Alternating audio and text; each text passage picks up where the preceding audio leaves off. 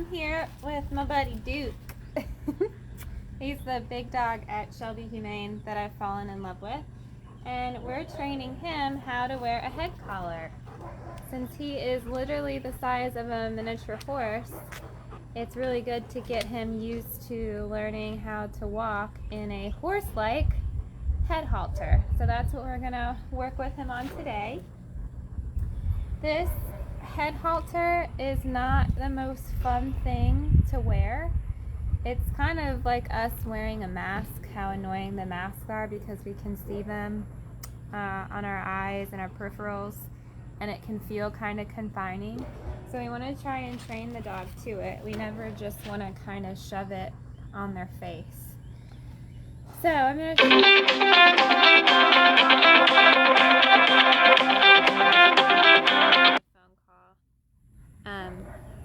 Okay, so there we go. Okay, I'm going to finish this. Okay, so back to it. We're training Duke how to get into a head collar. Just because he's so massive, we want to try and offer this up to his adopters. So step one is to get Duke up and into a standing position. Okay, so that I can better get him lined up to be lured into this harness. And again, we want this to be his decision. So we're going to hold the harness up to where, Duke, come here, to where we can try and persuade him to put his head through it.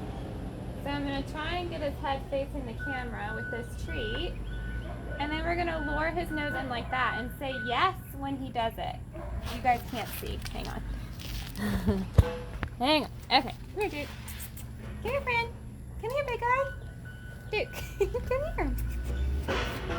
So hopefully you guys can see this one now. So we're going to put Duke's nose through the head halter, and by put, I mean we're going to lure it in. So we're just going to show a treat right in front of him and give that treat when he sticks his head through. We want to try our best to not force this on his nose. We want it to be his decision. Duke, ready? Yes, good boy. Yes. And we can keep feeding him through the head collar just to kind of get him used to building up into the duration of wearing it. Yes, good. Nice job. And once he gets really good at having it on his face, and we've done a couple practice sessions, we can get him used to having it be clipped on. At this stage, we want to continue to feed so that he feels like he's making good connections with the head collar. And at this point, I'm not going to attach a leash to it because the feeling of the tension on the lead is also going to be something that is a little bit off-putting. So I'm just going to let him feel used to just having it on his face. In a little bit, we are going to attach the leash and get him used to feeling that pressure. These head collars are great for really big dogs or dogs that are strong pullers because all of their pull gets funneled into their nose and you can't feel it as much as if we have a collar on them or a harness. So these head collars are a humane way to try and really help you decrease the pull.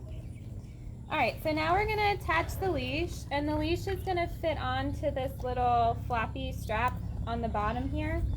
We're going to clip it on, and then we're just going to let him get used to feeling the weight of that leash hang on his head collar like that.